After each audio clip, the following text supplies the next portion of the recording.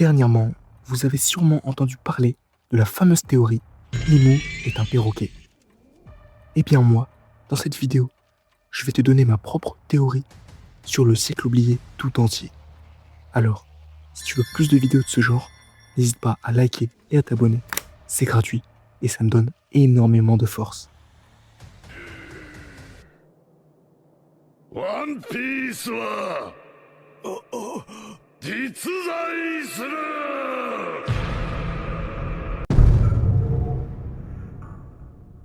Au tout début du siècle oublié, Davy Jones n'est qu'un simple marin, comme on nous le présentait il y a de longues années déjà. En plus, il tient un coffre, et ça, on va en reparler plus tard. Davy Jones voyage à bord du Hollandais volant et reçoit une mission sacrée de la part de Calypso, la déesse de la mer, qui est incarnée par la princesse Nefertari Lily d'Alabasta. Davy Jones doit guider et transporter les âmes de ceux qui périssent en mer entre la terre et l'océan. Pour accomplir cette tâche, Davy Jones n'a le droit de poser le pied sur la terre ferme qu'une seule fois tous les 10 ans. Sur ses épaules, Davy Jones porte deux animaux très particuliers, capables d'imiter l'être humain. Sur son épaule gauche, Flint le perroquet, qui deviendra plus tard Emu. Pourquoi le nom Flint ? Eh bien parce que dans l'île au trésor de Robert Louis Stevenson, le pirate Long John Silver possède un perroquet qu'il baptise Capitaine Flint. Et comme Oda s'est déjà inspiré de ce pirate pour créer le Capitaine John de l'équipage des Rocks, il pourrait encore une fois prendre un élément du roman et l'ajouter à son œuvre. Flint imite l'humain par la voix, donc l'enveloppe externe. Au départ, il recherche la liberté. C'est normal pour un oiseau, il veut voler librement. Il représente la clarté et la pureté, mais il finira par devenir un ange déchu. Sur son épaule droite se dresse Jack, le singe. En effet, là aussi, comme Oda s'est inspiré de Pirates des Caraïbes pour créer Davy Jones, il pourrait aussi utiliser Jack, le singe de Hector Barbossa. Jack imite l'humain par le corps et la gestuelle, donc par l'enveloppe interne. Au départ, il cherche la domination, mais finira par devenir le symbole ultime de la liberté. Davy Jones fonde un royaume gigantesque, inclusif et technologiquement très avancé. L'Ancien Royaume. C'est un berceau de tolérance réunissant Minx, hommes-poissons, humains et autres animaux. Avant, les humains et les animaux se battaient sans cesse. Maintenant, l'Ancien Royaume devient un havre de paix pour toutes les espèces. De plus, sur l'Ancien Royaume, on aperçoit un volcan qui nous rappelle évidemment la préhistoire, l'île de Little Garden, et donc évidemment les dinosaures. Davy Jones crée donc la volonté du Di pour Davy ou encore Dobutsu, qui signifie animal en japonais. Cette philosophie marque l'union sacrée entre le monde animal et le monde humain. Et c'est une symbolique intéressante quand on sait que Oda adore plus que tout dessiner des animaux. Il l'a même confirmé dans le SBS du chapitre 32. Et maintenant, observons le nom de plusieurs porteurs de la volonté du Di.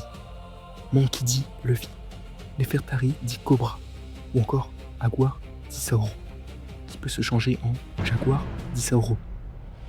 Les membres de ce clan ont souvent un lien avec les animaux. Et du coup, si dans le chapitre 1189, Emu dit Monkey D. Luffy, quel nom exécrable, c'est bien parce que la chose qu'il déteste le plus en tant que perroquet, c'est les singes. Car, en effet, les singes et perroquets sont souvent représentés comme étant ennemis. Et on les retrouve souvent ensemble sur des œuvres artistiques, telles que l'autoportrait avec singe et perroquet de Frida Kahlo. Au bout de 10 ans de service en mer, Davy Jones revient sur la Terre pour retrouver son amour, Nefertari Lily. Mais Lily ne se présente pas. Elle est retenue par son sacre en tant que reine d'Alabasta. Submergée par le chagrin et le sentiment de trahison, Davy Jones s'arrache le cœur et l'enferme dans un coffre secret. En abandonnant sa mission sacrée, une malédiction s'abat sur son équipage. Ils sont tous changés en créatures marines. Davy Jones devient un homme poulpe humanoïde, développant le Gyojin Karaté et utilisant ses 8 tentacules et son encre pour se battre. Mais aussi, 2 fruits du démon légendaires apparaissent. Le singe Jack mange le Ito Itonomi modèle Nika. On peut donc établir un parallèle entre lui et Sun Wukong, le dieu singe de la mythologie chinoise, qui voyage sur son nuage Kintoun, ce qui ressemble fortement à la Goromo de Joy Boy ou Nika. Et c'est là que Jack devient donc Joy Boy et se bat maintenant pour la libération, tandis que Flint, qui mange le Ito Itonomi modèle Akuma, œuvre maintenant pour la domination. Quand Jack mange son fruit du démon, son rythme cardiaque produit les tambours de la libération, tout comme le Gear 5 de Luffy.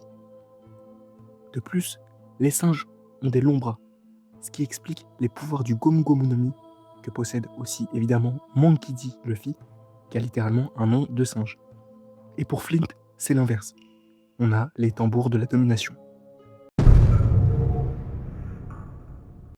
Inquiet de voir un royaume gouverné par un homme poulpe et peuplé de créatures et d'animaux, donc les Minks, les hommes poissons, etc., 20 rois humains forment une coalition pour détruire l'ancien royaume. De plus, ils estiment que l'ancien royaume est bien trop puissant politiquement et avancé technologiquement. Parmi eux se trouve Nefertari Lily, contrainte de s'allier au roi car elle n'a pas pu épouser Davy Jones. Une guerre totale éclate. Malgré la force humaine de Davy et celle des citoyens de l'ancien royaume, les 20 rois l'emportent. Davy Jones est vaincu et tombe au combat. Le perroquet Flint, donc qui est maintenant un démon, utilise son pouvoir pour prendre possession du corps de l'un des 20 rois, Imu Nerona. Avec les 20 rois, il crée le gouvernement mondial et tout ce qui tourne autour. Mais, assoiffé de pouvoir, il trahit les autres rois, les tue tous, sauf Lily, cache leur tombeau et affiche leur statue sur Marie-Joise. Il en profite aussi pour absorber leur énergie, prendre leurs fameuses épées et devenir le roi du monde. Maintenant, c'est un roi immortel. De plus, Imu est l'inverse de Umi, qui signifie la mer, ce qui symbolise sa volonté de dominer et terroriser les océans. Refusant le pacte de tyrannie proposé par Imu et regrettant le sort de Davy Jones, Lily s'allie avec Jack, donc qui est désormais appelé Joy Boy. Grâce à un pouvoir dévastateur, possiblement lié à l'éveil d'un fruit ou le déclenchement d'une arme, le monde subit un cataclysme géologique. La Red Line est érigée et le monde est submergé par les eaux. On a Reverse Mountain qui est créée, l'île des hommes poissons est engloutie au fond de l'océan et la grotte de Wano Kuni est fermée pour y cacher le navire de guerre de Pluton. Devenus hors la loi, Joy Boy et Lily deviennent les tout premiers pirates de l'histoire. En réalité, c'était Davy Jones, le tout premier pirate de l'histoire. Mais Joy Boy est en fait le premier pirate à avoir reçu une prime par le gouvernement mondial. À ce moment-là, il est aussi accompagné de Zunesha, un éléphant de l'ancien royaume qui transporte les Minks, et de Emmet, un robot géant. Les deux compagnons, Lily et Joy Boy, parcourent les mers à bord de l'Arche Noah pour réparer leurs erreurs. Lily utilise son pouvoir pour disperser les poneglyphes incassables, fabriqués avec le clan Kozuki, à travers le monde, notamment à Alabasta, Ohara et sur l'île des hommes poissons. Ces édifices contiennent l'histoire du siècle oublié, l'emplacement exact des armes antiques et les coordonnées de Loftail, dans une langue que presque personne n'est capable de lire. Et Joy Boy fait le serment de revenir un jour libérer le monde et laisse une lettre d'excuse aux hommes poissons. Imu finit par rattraper Joy Boy, et grâce à ses pouvoirs, il en profite pour pervertir Zunesha, donc par le biais du Domi Reversi. Zunesha est donc malheureusement forcé d'attaquer son propre compagnon. Après cet épisode, Joy Boy et Imu se battent au sommet du monde, à Marie-Joise. C'est un combat à mort, mais au terme d'un duel titanesque, Imu l'emporte. L'histoire de Joy Boy, de Davy Jones et du clan Dobutsu est effacée des mémoires et sans place aux 800 ans de règne du gouvernement mondial. jusqu'à ce que la volonté du dit et le réveil du fruit de Nika ne viennent accomplir la promesse de Joy Boy. Voilà, c'est tout pour cette vidéo. Dites-moi ce que vous en pensez de cette théorie, car j'ai beaucoup travaillé dessus. Aussi, n'hésitez pas à liker et à vous abonner si vous voulez plus de vidéos de ce genre.